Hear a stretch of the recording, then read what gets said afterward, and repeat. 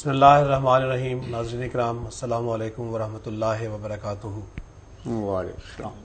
1974 کے حالات پر مشتمل جو یادداشتیں ہم محترم و مکرم مولانا دوست محمد صاحب شاہد مورخ احمدیت سے اس وقت پوچھ رہے ہیں، اس ضمن میں آج یہ تیسری نشست ہے اور اس وقت ہمارے ساتھ مکرم و محترم مولانا دوست محمد صاحب شاہد تشریف فرما ہے اور میرے ساتھ سوالات کرنے کے لیے پینل میں مکرم حافظ نصر اللہ صاحب جو مربی سلسلہ ہیں اور محتمم تعلیم خدام الاحمدیہ پاکستان ہیں وہ موجود ہیں.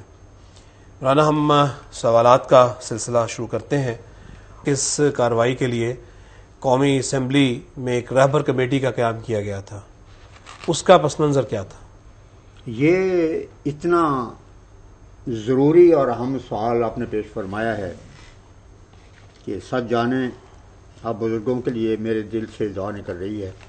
تیرے اس لطف کی اللہ جزا دے ساقی. رہبر کمیٹی کے قیام کے پس منظر پر روشنی ڈالتے ہوئے مجھے سب سے پہلے یہ بتانا ہے کہ علماء اور اس وقت کی بھٹو حکومت کے گٹھ جوڑ کے ساتھ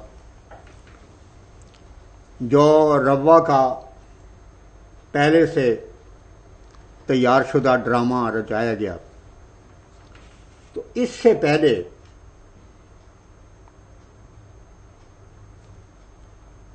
جماعت احمدیہ کے خلاف اشتعال انگیزی اور منافرت اور افطرا پردازی کی ایک زبردست مہم چلائی گئی. تقریر کے ذریعے سے، تحریر کے ذریعے سے کتابیں لکھی گئیں تاکہ جب یہ سانہ ربا کا قصہ رکھا جائے تو وہ اس کا ساتھ ہی پس منظر دنیا کو معلوم ہو کہ یہ تو ایسے لوگ ہیں جن کا اسلام سے کوئی تعلق نہیں، اور پھر یہ حملہ کر کے ہم غریب اور نہتے مسلمان طالب علموں کے اوپر حملہ آور ہو گئے اور 5000 اکٹھے ہو کے تو اس خیال میں آ گئے کہ ہم مسلمانوں کو تباہ کر دیں گے، اور یہ غرور اور نخوت پیدا ہو گئی کہ اب پیپلز پارٹی کے ساتھ مل کے ہم اپنی حکومت بنائیں گے اور تختے کو الٹ دیں گے. تو اس کے لیے سائیکالوجی کے لحاظ سے بھی ایک ماحول کا بنانا ضروری تھا. اس ماحول کے بغیر وہ پراپیگنڈا جو سانہ روا کے نام سے کیا گیا وہ مؤثر نہیں ہو سکتا تھا. تو پراپیگنڈا میں بہت ہی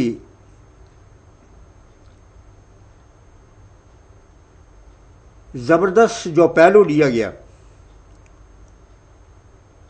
اور جس کے لیے آگے پھر سیاسی اعتراضات اور مفتریات کو بھی سال لگا دیا گیا تاکہ مذہبی طبقے ختم نبوت کے نام سے مشتعل ہو جائیں اور سیاسی طبقے اور محب وطن طبقے وہ ان اعتراضوں سے مروب ہو جائیں کہ جن سے پاکستان کے وجود کے اوپر سخت حملہ کیا جا رہا تھا ان کے نگاہ میں، اور جو جس کی وجہ سے پاکستان کا وجود مارز خطر میں یقینی طور پر پیش آنے والا تھا. سب سے بڑی بنیاد، کیونکہ یہاں جتنی بھی تحریکیں اٹھی ہیں بر صغیر میں، مغربی دنیا میں تو یہ ہے کہ سیاسی ایشو ہے، معاشی معاملات ہیں، حکومتیں اگر جیتتی ہیں، پارٹیاں اگر اپنا ووٹ بینک بناتی ہیں تو وہ ایشو کوئی معاشی ہوتا ہے، کوئی سیاسی ہوتا ہے جی. لیکن مذہبی طور پر یہ کبھی نہیں ہوا. یہ صورتحال ہمیشہ ہندوستان میں رہی ہے، متحدہ ہندوستان میں، جو پاکستان میں بھی جاری ہے، کہ یہ دماغ ایسا ہے کہ جس کو ایکسائٹ کرنے کے لیے مذہبی ایشو کی ضرورت ہوتی ہے. جی. گاندھی کو ضرورت پڑی مسلمانوں کو ملانے کے لیے تو تاریخ خلافت شروع کی، جی. پھر تاریخ ہجرت شروع کی، جی. اور یہ سارے مذہب کے نام پر تھی. پھر پاکستان کے مخالفت شروع ہوئی تو پاکستان کے وجود کے متعلق، جیسے کہ میں نے بتایا تھا، اس وقت کے امام الہند صاحب نے یہ بات کہی کہ یہ تو شرعن ہی جائز، اس کا نام رکھنا ہی جائز نہیں ہے. کچھ آئیے کہ اس کی کوشش کی جائے اور قائد اعظم کے پرچم کی طرف دیکھا جائے. یہ ابوالکلام آزاد صاحب، مولانا ابوالکلام صاحب آزاد، اور انڈین فریڈم میں انہوں نے یہ بات کہی ہے. جی انڈین فریڈم، جی بالکل. انگریزی میں بھی چھپ چکا ہے اور اس کے تراجم بھی جی آزادی ہند کے نام سے اس کا جی اس کا ترجمہ ہے بالکل. یہاں زیادہ تر مقبول ترجمہ مولانا رئیس احمد صاحب جعفری کا ہے، مگر وہ دراصل بعض جگہوں پر خلاصہ بھی ہے. جی اصل تو کتاب کے ساتھ انصاف تبھی ہوتا ہے، ایک تو یہ کہ ترجمہ ایسا ہو کہ وہ اصل معلوم ہو، جی اور دوسرا یہ ہے کہ کوئی پہلو چھوڑا نہ جائے تاکہ مؤلف کی صحیح معنوں میں ترجمہ نہیں ہو سکے. لیکن بہرحال اس میں یہ موجود ہے یہ چیز. ٹھیک. تو بنیادی چیز مذہبی طور پر شروع سے ہی ہر تحریک کے پیچھے آپ دیکھیں کہ کوئی تحریک جو چلی ہے، آپ تحفظ یعنی پاکستان کو لے لیں، پہلے ہجرت کا میں نے حوالہ دیا ہے، یہاں مودودی صاحب نے اسلامی حکومت کا نعرہ پہلے بلند کیا، اس کے بعد آہستہ آہستہ پھر جو نعرے بلند کیے گئے، نظام مصطفیٰ کا ایک نعرہ تھا، پھر سپاہ صحابہ کے نام سے اور تحفظ ختم نبوت کے نام سے، پھر ہر چیز ختم نبوت کے تحفظ کے نام پر اکسانے کے لیے رکھ دی گئی. اگر مزدوروں کا اکسانا ہو تب بھی ان کے لیے تحفظ ختم نبوت کے لیے اکٹھے ہو جاؤ. جی یہ ایسا ظالمانہ اور بہیمانہ اور مفتریانہ پراپیگنڈا تھا کہ 53 میں یہ کلائمیکس تھا. ابتدا میں جو ابتدا ہوئی ہے وہ بھی بڑی، کیونکہ ایجیٹیشن پھیلا کے تو پاکستان کا تختہ اڑنا مقصود تھا کانگریس کے ایجنٹوں کو، اور بلکہ اس وقت کے میرے پاس جو میں ان معلومات کو اکٹھا کر رہا تھا ان میں یہ بات بھی ہمارے علم میں آئی کہ پاکستان کے بعض اسٹیشنوں پر ہندوستان زندہ باد اور پاکستان مرد آباد کے نعرے لگائے گئے. تو یہ حقیقتاً تحریک ختم پاکستان تھی.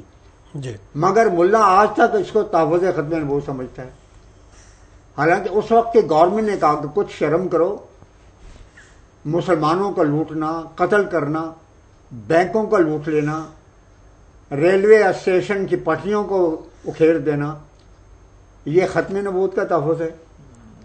اشتہار گورنمنٹ پنجاب نے شائع کیے،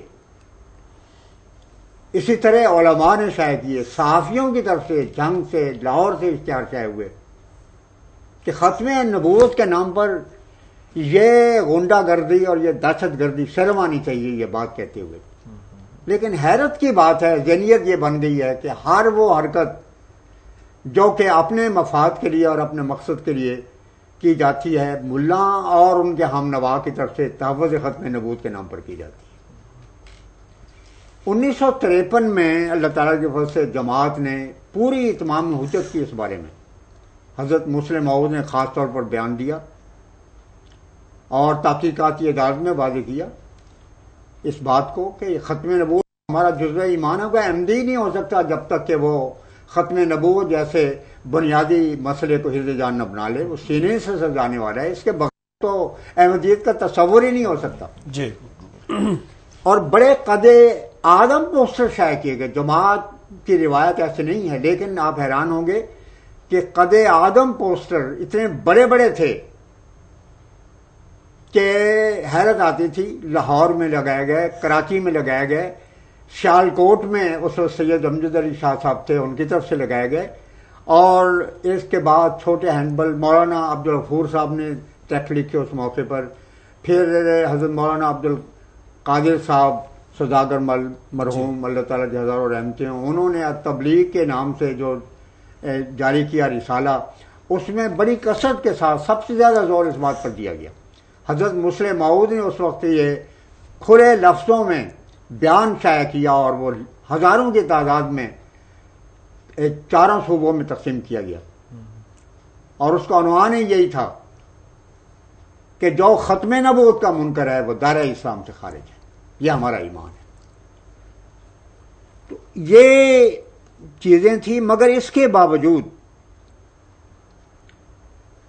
کیونکہ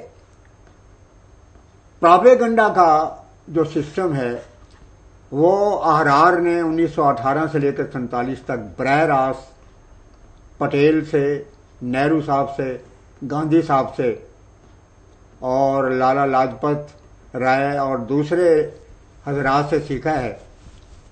اس واسطے وہ گوئبلز کی اس بات کو ہمیشہ پیش نظر رکھتے ہیں کہ جھوٹ کو اس کثرت سے شان کے ساتھ پھیلا دیا جائے کہ عوام جو کل نام ہے وہ ہر چیز کو بھول جائیں اور سمجھیں کہ اتنی کثرت سے جو بات آ رہی ہے. ممبر و محراب کے وارث بھی بیان کر رہے ہیں، سیاسی لیڈروں نے بھی یہ بیان دیا ہے اور عوامی حلقوں میں بھی یہ قصہ ہے. یہ یقینی طور پر ایک قطعی اور صداقت ہے جس کا انکار نہیں کر سکتے.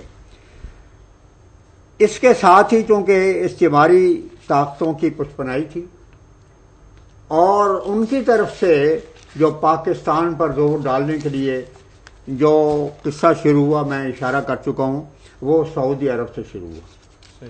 اور یہ میں واضح کروں گا اور اسکرین پر بھی میں سمجھتا ہوں کہ قارئین اس بات کو سمجھ لیں گے کہ متفقہ طور پر مجلس آرار نے، تحفظ ختم نبوت کے لیڈروں نے، بادشاہی مسجد کے امام عبد القادر صاحب نے، ان سب نے تسلیم کیا ہے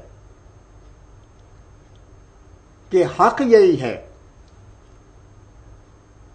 کہ اس تاریخ کے پیچھے پشپنائی کرنے والے شاہ فیصل تھے. اور اس کی صاف وجہ یہ تھی کہ استعمار یہ چاہتا تھا کہ عالم اسلام کو اکٹھا کیا جائے اور اس کی قیادت شاہ فیصل صاحب کو حاصل ہو، اور شاہ فیصل وہ ہمارے اس ایجنڈے کو پیر تکمیل تک پہنچائیں جو کہ عالم اسلام کے مقابل پر ہم نے تیار کیا ہے. اس پلاننگ کے ماتحت سعودی عربیہ میں سب سے پہلے اس پراپیگنڈے کو ہوا دینے کے لیے مکہ شریف سے معتمر عالم اسلامی کی قرارداد طے ہوئی. رابر کمیٹی کا قصہ یہاں سے شروع ہوتا ہے. ٹھیک. سب سے پہلے وہاں حرکت ہوئی اور اس میں جو نمائندے تھے معتمر عالم اسلامی کے، انہوں نے یہ بھی تلقین کی کہ ہم نے غیر مسلم اقلیت قرار دے دیا ہے، اس لیے تمام مسلمان ممالک کا فرض ہے کہ وہ اپنے تئیں اس قرارداد کو پاس کریں قانونی طور پر اور اپنے کانسٹیٹیوشن میں اس کو شامل کریں، جس میں بعد میں پاکستان نے شامل کیا ہے. حالانکہ آپ دیکھیں کہ رابطہ عالم اسلامی میں مسلم ممالک ضرور موجود ہیں، مگر ان میں وہ ممالک بھی ہیں کہ جو عبد الناصر کو آخری نبی مانتے ہیں. کویت میں اشتہار شائع کیا گیا کہ اے عبد الناصر، تم آخری نبی تھے، تمہارے جانے کے ساتھ ہمارا مستقبل تاریک ہو گیا. پھر شیعہ حضرات ہیں، وہ تو انہوں نے انٹرنیشنل کہان میں جو بڑا مشہور کثیر الاشاعت ترجمان ہے ایران کا سرکاری ترجمان، اس میں کارٹونوں کے ساتھ یہ شائع کیا گیا کہ سعودی عرب کا اسلام حقیقی اسلام نہیں ہے. لندن میں کانفرنس ہوئی شیعوں کی طرف سے اور اس میں غالباً عراقی کا شیعہ نمائندہ تھا، اس نے کہا کہ یہ عیاش قوم ہے جنہوں نے اسلام کے خاطر سارے پیسے اپنے خاندان پر لگانے کے لیے ہر چیز داؤ پر لگا دی. اس واسطے اٹھو اور اس کو الگ کر دو، کیونکہ اسلام میں قطعی طور پر کسی ملک کو خاندانی جاگیر کے طور پر تسلیم نہیں کیا گیا. یہ یزید کا پرچم تھا.